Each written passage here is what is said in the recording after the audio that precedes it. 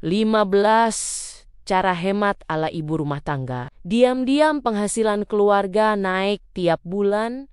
Sebelum lanjut, yuk klik tombol subscribe dan share, serta like, biar nggak ketinggalan video terbaru dari kami. Dan kalau kamu suka, bisa klik tombol thanks atau terima kasih di kanan bawah ya. Dan juga kalau kamu punya ide tema video berikutnya, langsung aja tulis komen di bawah. Ya, yuk kita lanjut lagi. Aku mau mulai dari satu momen yang mungkin juga pernah kamu alami.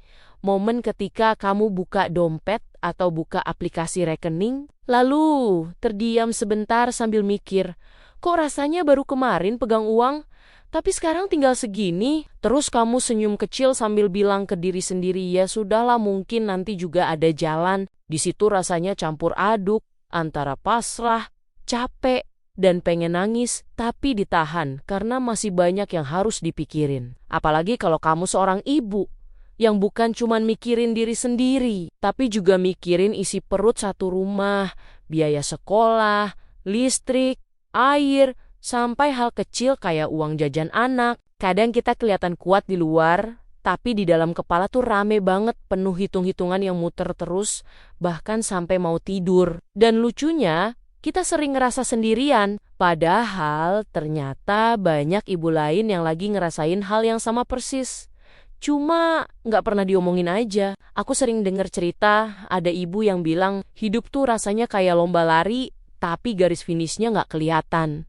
Tiap bulan berusaha ngejar, tapi tetap aja ngos-ngosan. Bukan karena boros, bukan karena nggak bisa ngatur, tapi karena kebutuhan emang makin hari makin naik, sementara pemasukan ya segitu-segitu aja. Di situ biasanya muncul rasa bersalah, merasa kurang pintar, merasa gagal jadi pengatur keuangan keluarga.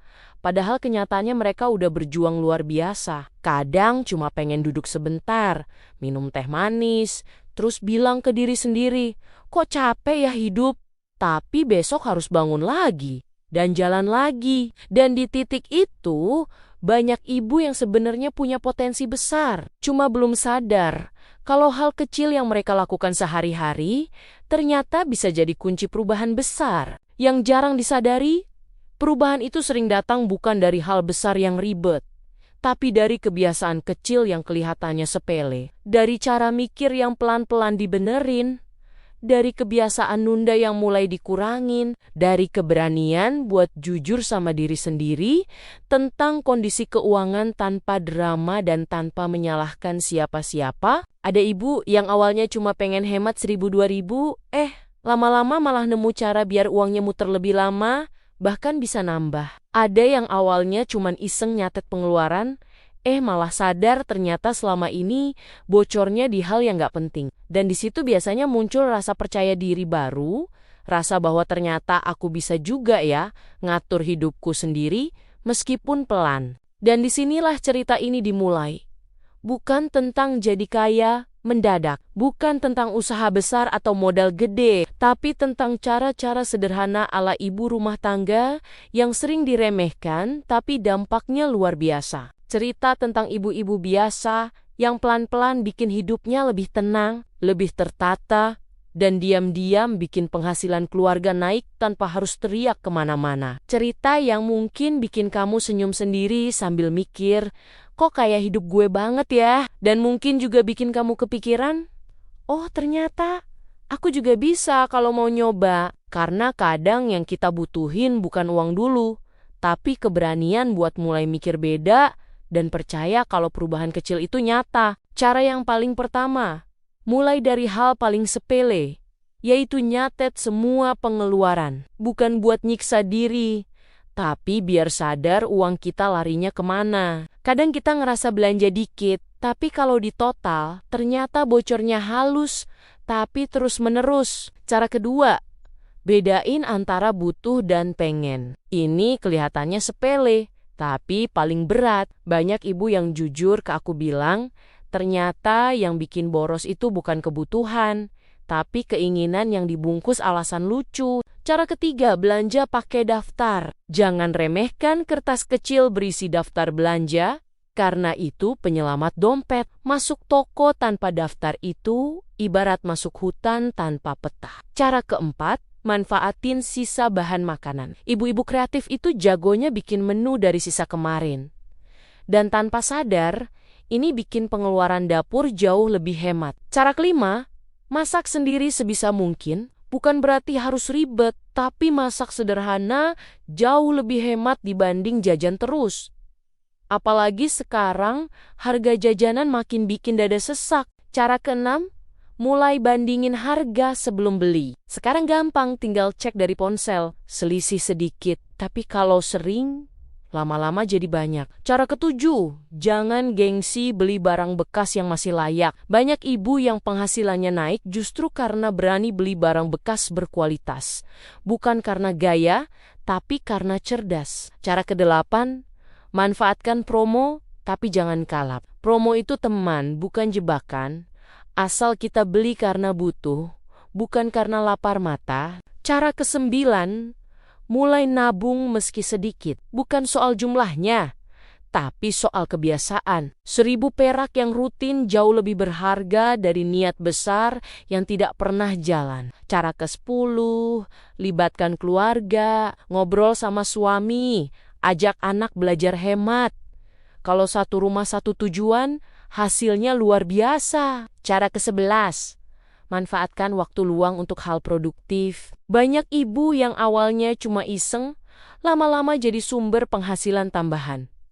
Cara ke-12, jangan takut belajar hal baru. Entah itu jualan kecil-kecilan, masak, atau keterampilan sederhana, semua bisa jadi pintu rezeki. Cara ke-13, kurangi gengsi dan bandingkan hidup dengan diri sendiri, bukan orang lain. Karena hidup tenang itu bukan soal kelihatan kaya, tapi cukup dan damai. Cara ke-14, kelola emosi saat belanja. Kadang belanja itu pelarian dari capek, bukan kebutuhan.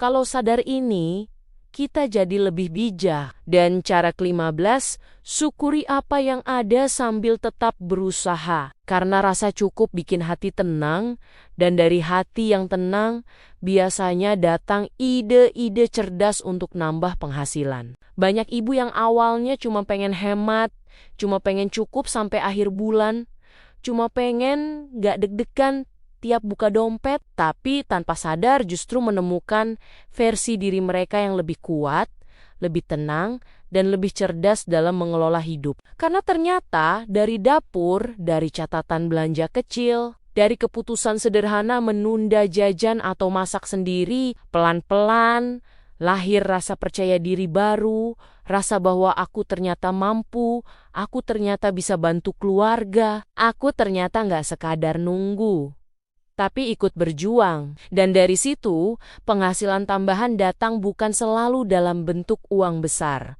tapi dalam bentuk pengeluaran yang lebih terkendali, pikiran yang lebih tenang, dan rumah yang lebih hangat.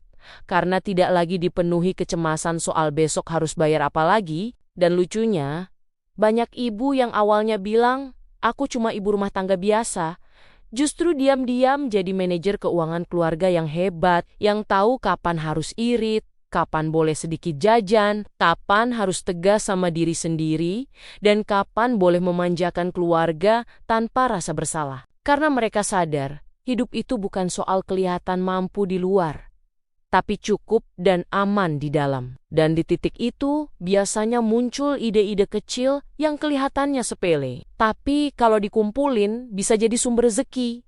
Entah itu dari jualan kecil-kecilan, bantu orang, atau sekadar mengatur keuangan dengan lebih cerdas. Semua berawal dari keberanian buat peduli sama hal-hal kecil yang dulu sering dianggap remeh. Kalau kamu sekarang lagi ngerasa hidup kamu kok mirip banget sama cerita ini, lagi capek tapi tetap berusaha, lagi pengen bantu keluarga tapi bingung mulai dari mana. Percayalah kamu gak sendirian, banyak ibu di luar sana yang juga pelan-pelan belajar. Jatuh tapi terus bangun lagi, kadang salah, kadang nangis diam-diam, tapi tetap bangun lagi karena tahu ada keluarga yang jadi alasan untuk kuat. Dan justru dari proses itu muncul versi diri yang lebih bijak, lebih sabar, dan lebih kreatif. Karena perubahan besar jarang datang dari langkah besar. Biasanya justru dari keputusan kecil yang diulang setiap hari dengan hati yang ikhlas dan niat yang tulus. Dan mungkin tanpa kamu sadari, sekarang pun kamu sedang ada di titik awal perubahan itu. Titik di mana kamu mulai berpikir, mulai peduli, dan mulai membuka diri untuk belajar. Dan siapa tahu, beberapa bulan ke depan kamu akan tersenyum sambil bilang ke diri sendiri, ternyata aku bisa sejauh ini. Ternyata aku mampu, ternyata dari rumah kecil ini aku bisa ikut bikin hidup keluarga jadi lebih baik. Dan kalau hari ini kamu masih bertahan, masih mau belajar, masih mau berusaha, itu saja sudah lebih dari cukup untuk bilang bahwa kamu adalah ibu yang luar biasa. Demikian cerita kita kali ini. Sampai ketemu lagi di episode berikutnya. Tetap semangat ya!